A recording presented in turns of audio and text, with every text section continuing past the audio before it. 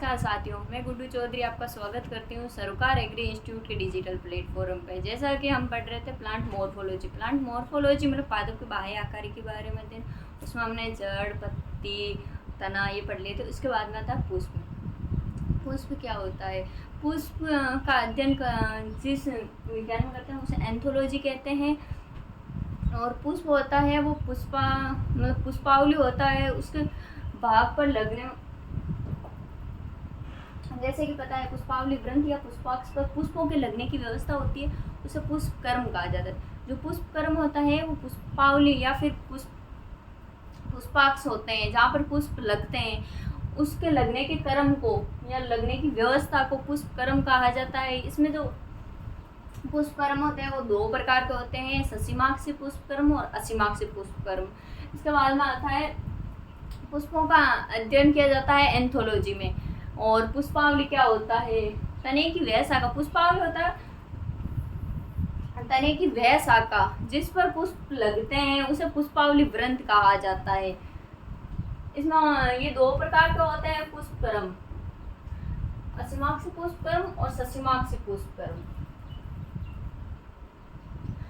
इसमें अगर पुष्पों का अध्ययन एंथोलॉजी में किया जाता है, तने की वह शाखा जिस पर पुष्प लगते हैं पुष्पावली वृंत कहलाता है। इसमें पहला आता है पुष्पक्रम में असीमाक्षी पुष्पक्रम, मतलब ऐसा पुष्पक्रम जिसमें पुष्पावली वृंत या पुष्पाक्ष के वृद्धि की कोई सीमा निश्चित नहीं होती है।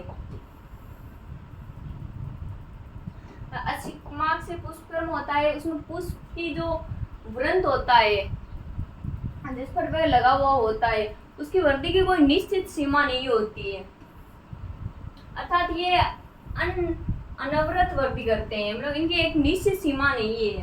ये पुष्प अग्राभिसारी क्रम में लगते हैं, अर्थात पुराना पुष्प होता है वो नीचे लगता है और नया पुष्प होता है वो ऊपर लगता है, जैसे सरसों में, गेहूं में, मक्का में। मतलब ये जो पुष्प होते हैं ये अग्राभिसारी लगते हैं। जो पुराना पुष्प होता है वो नीचे लगता है, उसके ऊपर लगते हैं। जो नए पुष्प आते हैं वो इसके ऊपर लगते हैं। इसके बाद में आता है ससीमाक्षी पुष्पक्रम।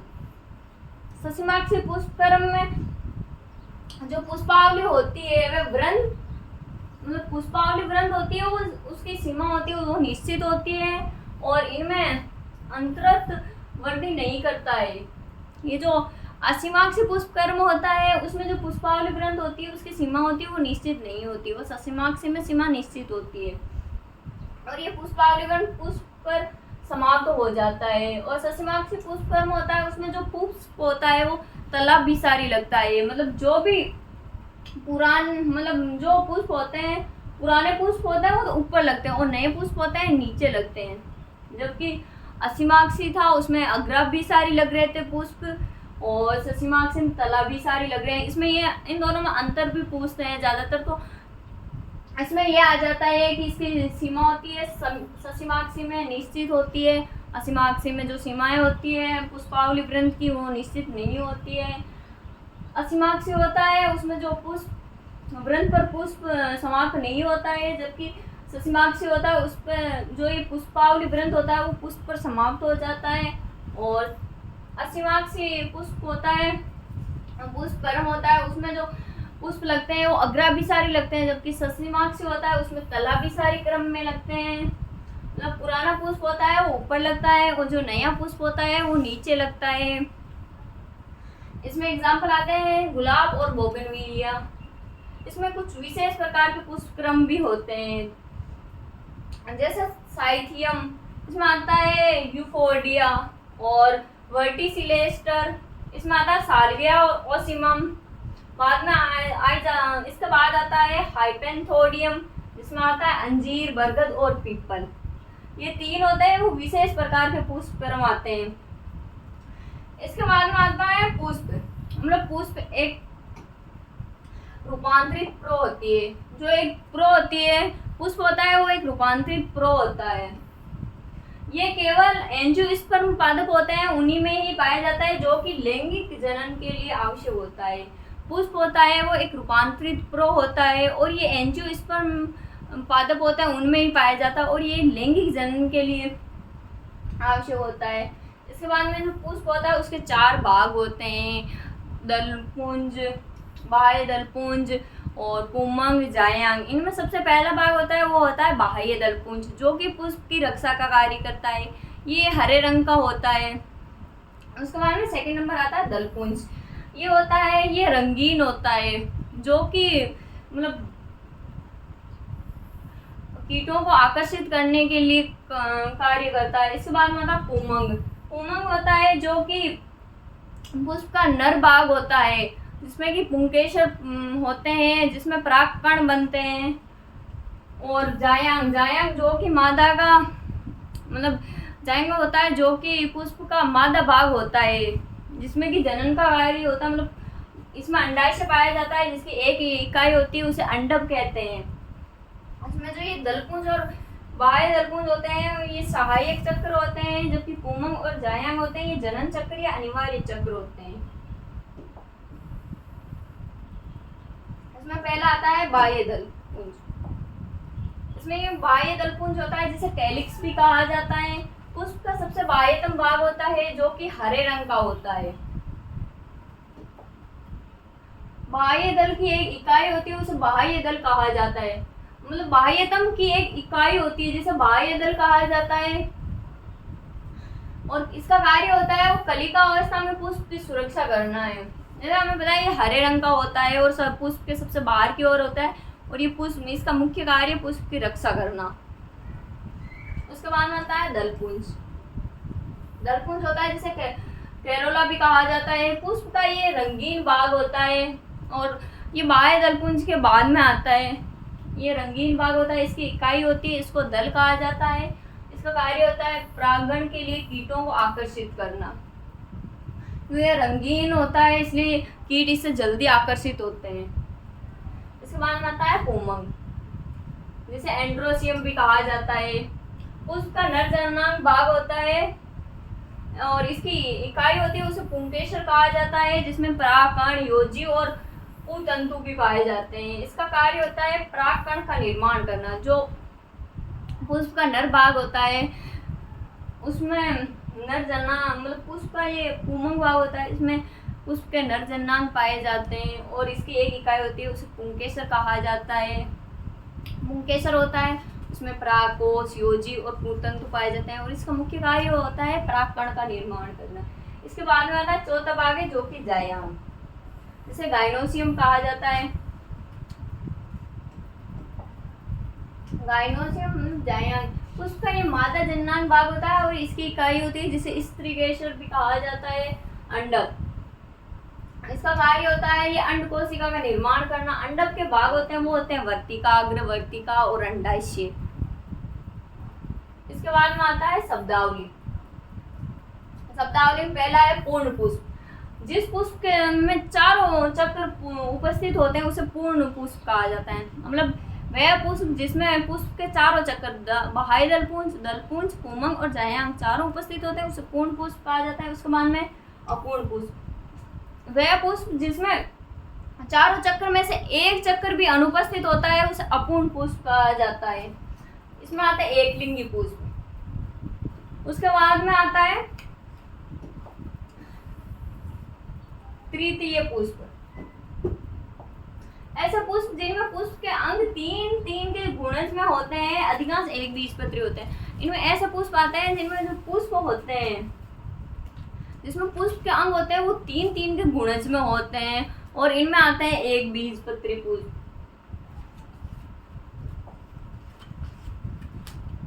इससे अगला है चतुर्थी पुष्प।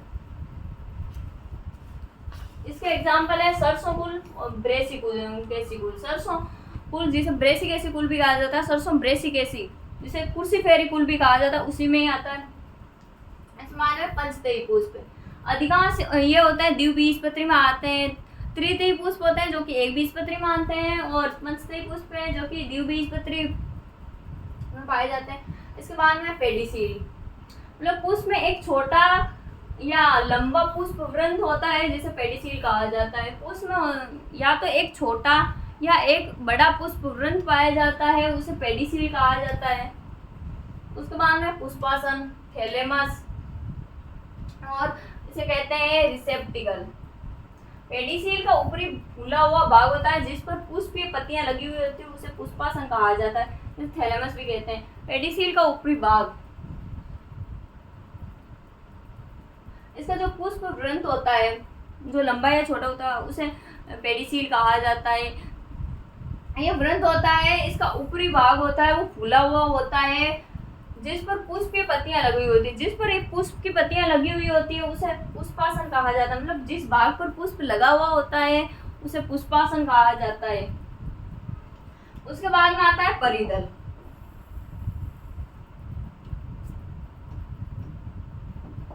ये परिदल होता है जब दल में बाह्य दल दोनों ही हरे रंग के हो जाते हैं, जैसे लीलिये सिकुल।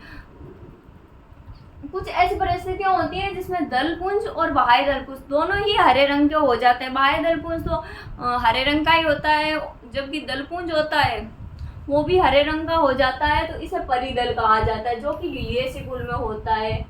बाद में चिरस्थायी बाह्य दल, जो बाह्य दल निषेचन के बाद भी फल के साथ लगे रहते हैं। जो बाह्य दल होते हैं वो निषेचन के बाद भी फल होता है उसके साथ में लगे हुए रहते हैं, उसे चिरस्थायी बाह्य दल कहा जाता है। जैसे बैंगन, ओकरा, टमाटर, मिर्च, इनमें बाह्य दल होता है जो कि फल का निर्माण हो जाता है उसके बाद में लगा हुआ रहता है। इसके बाद आता है पुष्प की समिति। इसमें पहला है अरीय या त्रिज्या समिति। इसमें ऐसे पुष्प आता है जिनमें किसी भी अक्ष से काटने पर दो बराबर भागों में बांटा जा सकता है, जैसे सरसों, मिर्च, कपास, गुड़हल। मतलब ऐसा पुष्प जिन्हें किसी भी अक्ष से काटा जाए तो वो बराबर दो भागों में बंटता है। इस प्रकार की समिति को अरीय या त्रिज्या समिति कहते हैं। इसके एग्जाम्पल है सरसों, मिर्च, कपास और गुड़हल।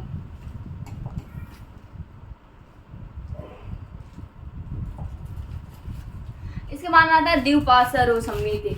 इसमें वे पुष्प जिसके एक विशेष तल से दो बराबर भागों में बांट सकते हैं। मतलब पुष्प का वह भाग जहाँ मतलब एक विशेष तल जिससे इसको काटा जाए या फिर बांटा जाए तो ये बराबर दो भागों में बंटता है। एग्जाम्पल है गुलमोहर और बबूल। इसके एग्जाम्पल है गुलमोहर और बबूल। इसके बाद में असमिति पुष्प, ऐसा पुष्प जिसको किसी भी अक्ष से काटा जाए तो ये दो बराबर भागों में नहीं बंटता है। इसके एग्जाम्पल होता है केना और कार्डिया, मतलब ऑर्किड। पुष्पासन पर पुष्पों के भागों की व्यवस्था, मतलब पुष्पासन होता है उसमें जो पुष्प होते हैं उसके लगने की व्यवस्था कैसी होती है।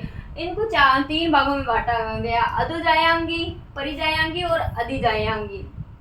मतलब पुष्प होता है उसमें जो पुष्प लगे हुए होते हैं उनके लगने की व्यवस्था में उनको तीन भागों में बांटा गया है, अधोजायांगी, परिजायांगी और अधिजायांगी।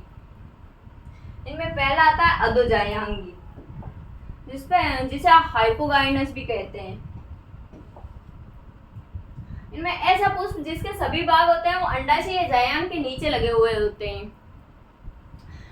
इस प्रकार की पुष्प जिनके जो सभी भाग पुष्प के सभी भाग होते हैं वो अंडाशय या जायांग होते हैं, उनके नीचे लगे हुए होते हैं, उनको अधोजायांगी या हाइपोगाइनस भी कहा जाता है। यह हाइपोगाइनस पुष्पों का अंडाशय उदरवर्ती होते हैं।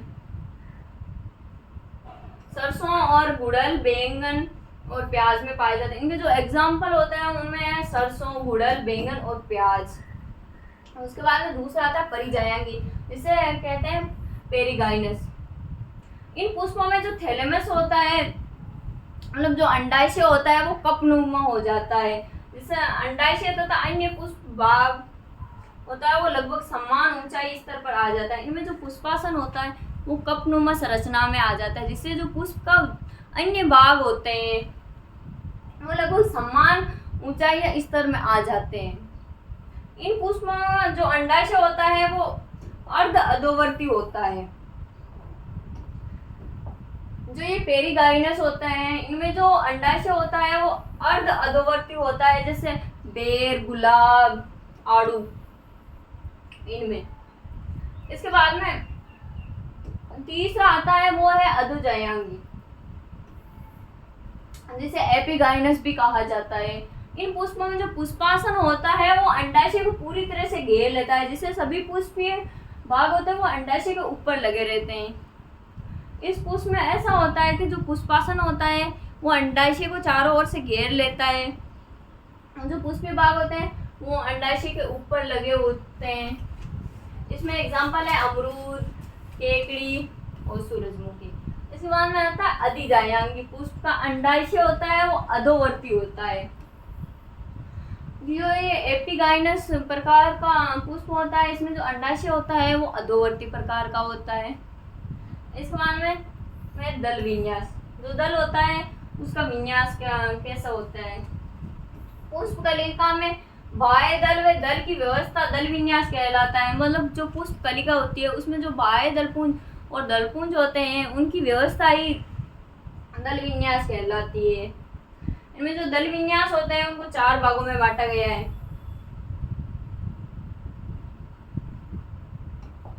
पहला है पोरिस्परी, बाद में आता है व्यावर्तित और पोरछादित और वैक्सलिक। इनमें पहला आता है पोरस्पर्शी। ये जब दल या बाह्य दल के किनारे केवल एक दूसरे को स्पर्श करते हैं परंतु अति व्यापन नहीं करते। मतलब जो दलपुंज और बाह्य दलपुंज होते हैं इनके किनारे होते हैं जो एक दूसरे को स्पर्श तो करते हैं पर अति व्यापन नहीं करते। इनमें एग्जाम्पल आता है सरसों और क्लोट्रोपिस। इसका दूसरा भाग होता है वो है व्यावर्तित। जो दल और बाह्य दल होते हैं वो एक दूसरे को अति व्यापन करते हैं, अर्थात एक दल का एक किनारा दूसरे दल के किनारे को ढकता है। जो मतलब एक पहला दल होता है उसका किनारा होता है वो दूसरा दल होता है उसके किनारे को ढकता है। इनमें एग्जाम्पल है गुड़हल, कपास और भिंडी।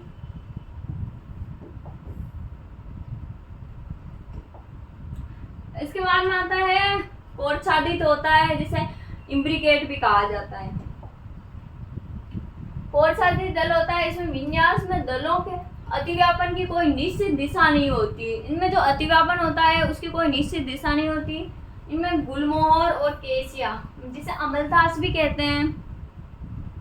समान में आता है वैक्सिलरी।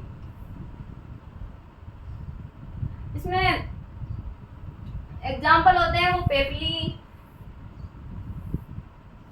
मतलब जो मटर होता है पेपलियोनियसी कुल होता है उसमें मटर पाया जाता है उस कुल के पाल। जैसे कि अपन देखते हैं मटर की जो फली होती है वो ऐसी होती है।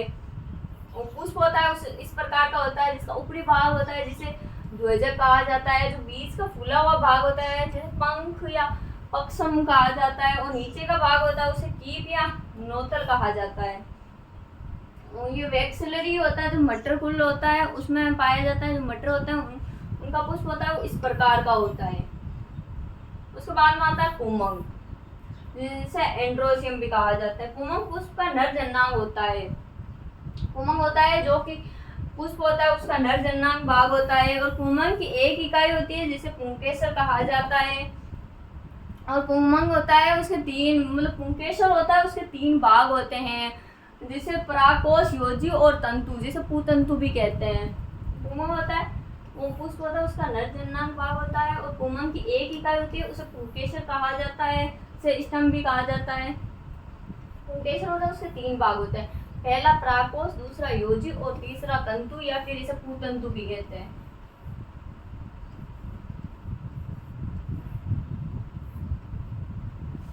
इसके बाद में पुंकेसरों की सहसंजन। जब पुष्प के सभी पुंकेसर आपस में जुड़े हुए होते हैं। सहसंजन में ये 3 प्रकार के होते हैं, एक संघी पुंकेसर, द्विसंघी पुंकेसर और बहुसंघी पुंकेसर। इनमें इनके एग्जाम्पल है और इनके कुल भी है। एक संघी पुंकेसर होते हैं वो मालवेसी कुल में पाए जाते हैं, इनका एग्जाम्पल है गुड़हल। और ये द्विसंघी प्रकार के पुंकेसर होते हैं वो पाए जाते हैं फेबेसी कुल में, एग्जाम्पल है मटर। और ये बहुसंघी प्रकार के पुंकेसर होते हैं इनके एग्जाम्पल है सीट्रस। इसके बाद में आता है एक संघी पुंकेसर होते हैं। ये एक संघी पुंकेसर होते हैं ये सभी पुमंग तंतु द्वारा आपस में जुड़े हुए रहते हैं। मतलब जो सभी पुमंग ये जो एक संघी पुंकेसर होते हैं ये जो सभी प्रकार के मतलब पुंमंग तंतु होते हैं द्वारा ये आपस में जुड़े हुए रहते हैं। जो पुंकेसर होते हैं वो पुंमंग तंतु होते हैं, उनके द्वारा ही आपस में जुड़े हुए रहते हैं। जब सभी पुंकेसर एक ही समूह में उपस्थित होते हैं वो होता है मालवेसी कुल में। एग्जाम्पल है गुड़ल। उसके बाद में द्विसंगी पुंकेसर। जब पुंमंग पुतंतु मिलकर दो समूह बनाते हैं, मतलब इन दो समूह में बांट दिया जाता है, जैसे फेबेसी कुल में। एग्जाम्पल है मटर। बाद में तीसरा आता है बहुसंगी पुंकेसर।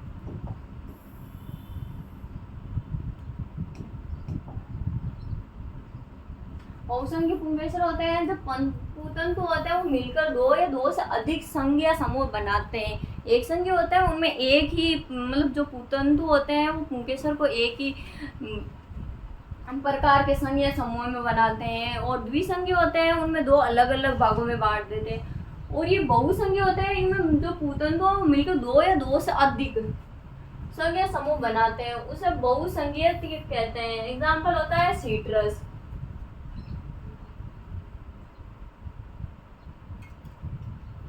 उसके बाद में पुंकेसरों के आसंजन।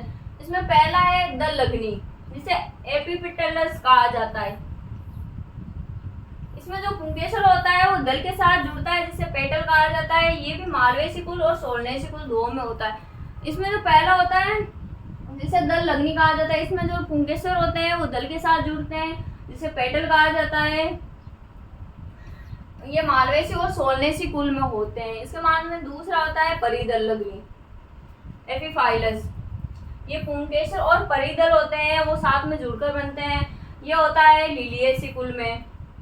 इसके बाद में जो तीसरा आता है वो है पुंकेसरों की लंबाई में भिन्नता। इसमें जो पुंकेसर होते हैं उनकी लंबाई में भिन्नता होती है, जिसे द्विदीर्घी और चतुर्दीर्घी कहा जाता है। डाइडाइनेमस और टेट्राडाइनेमस भी कहते हैं। इनमें पुंकेसर होते हैं वो 4 होते हैं। इनको दो भागों में बांटा है, बाहर वाले और अंदर वाले पुंकेसर। इनमें जो बाहर वाले पुंकेसर होते हैं वो छोटे होते हैं और जो अंदर वाले पुंकेसर होते हैं वो 2 लंबे होते हैं। उनका एग्जाम्पल है साल्विया और तुलसी। उसके बाद में चतुर्दीर्घी पुंकेसर। इनमें पुंकेसरों की संख्या होती है वो 6 होती है, जिनमें जो 2 बाहर वाले पुंकेसर होते हैं जो कि छोटे होते हैं उनकी संख्या होती है 2, और अंदर वाले पुंकेसर होते हैं जो कि बड़े होते हैं, मतलब लंबे होते हैं, उनकी संख्या होती है 4। इसका एग्जाम्पल है सरसों।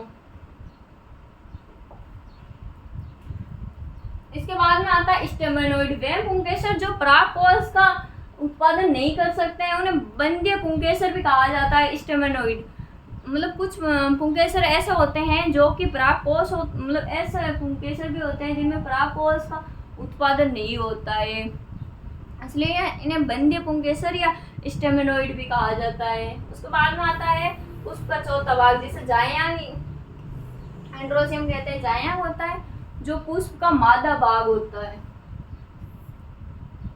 जायांग की एक इकाई होती है जिसे अंडक या स्त्री केसर कहा जाता है। अंडकों की संख्या के आधार पर इसे 2 भागों में बांटा गया है, एकांडपी और बहुअंडपी, मतलब बहुअंडपी।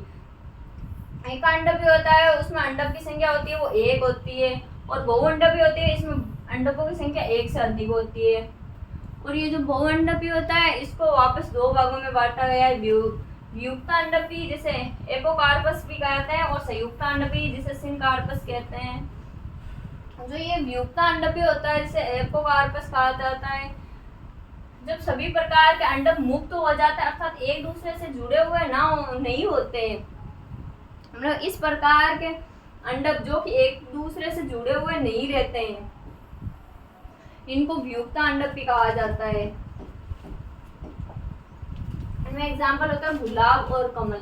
और संयुक्तांडपी का मतलब संयुक्त मतलब साथ में, मतलब सभी अंडक होते हैं वो आपस में जुड़े हुए रहते हैं, गुड़हल, बैंगन और टमाटर।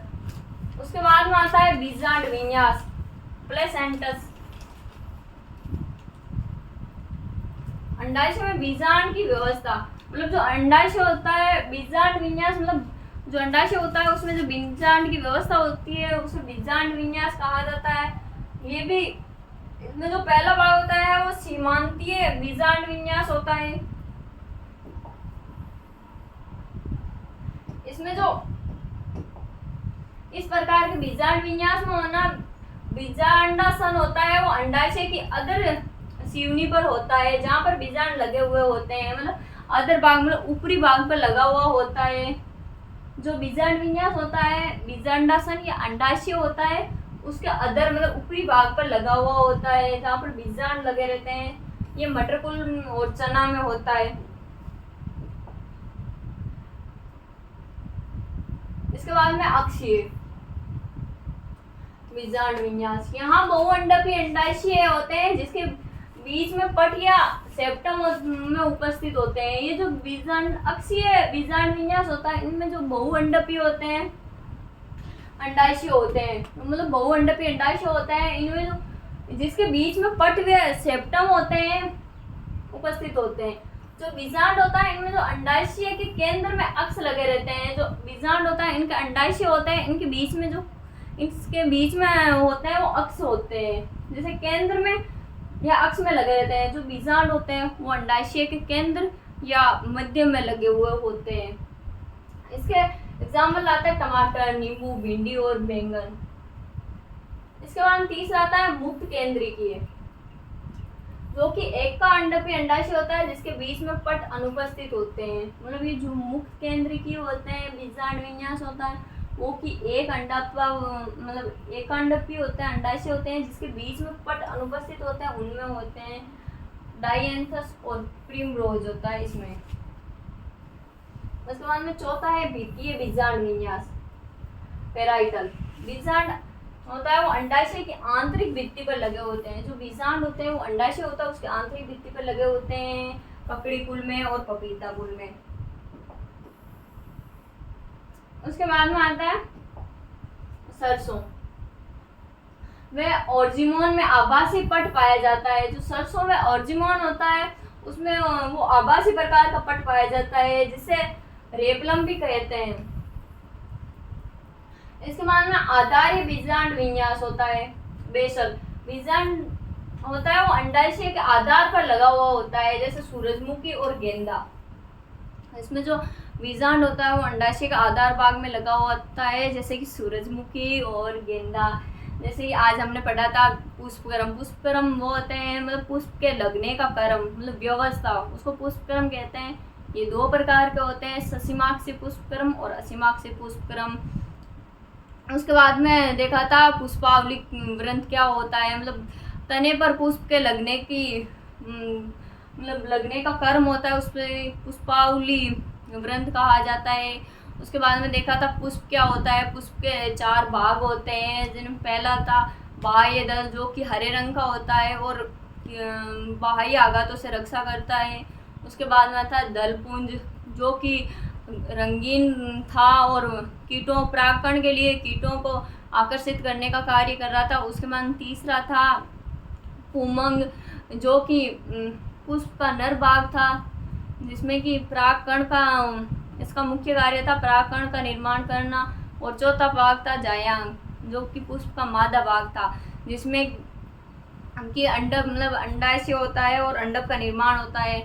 निषेचन का कार्य यहीं पे होता है और फल का निर्माण भी होता है। मैं आशा करती हूँ कि आपको अच्छे से समझ आया होगा। और जो चैनल पे नए हैं वो चैनल को सब्सक्राइब करें और बेल आइकन को प्रेस करें। तो थैंक यू।